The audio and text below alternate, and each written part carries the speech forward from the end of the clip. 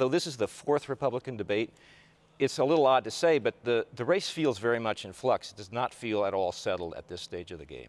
I agree with you completely.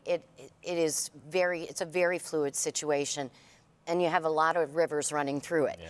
You have, Ted Cruz trying to position himself to gather up the Tea Party and the evangelicals, taking away from Trump and Carson.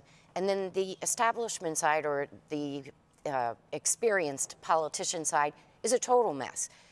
Jeb has to have a good night, and Marco Rubio has to build on what he did before. And there are others that have to find a way to get in the game if they're going to stay serious. So it's very much in flux. And Aaron, you have two front runners, clearly Donald Trump and Ben Carson at this stage, but they're so unorthodox. It's kind of hard to imagine that lead isn't going to be challenged as we get closer to reality here. I mean, Ben Carson's had some problems with his personal narrative. He's lied on policy.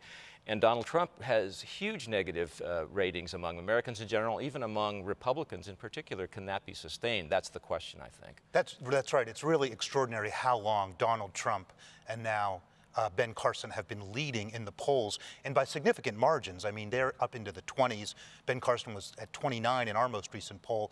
That's more support, and for a longer period of time, than any past cycle where a kind of non-traditional outsider candidate has come to the fore. And without a lot of policy behind them, without experience in public life, without the public really knowing these people, to sustain that for this long is extraordinary.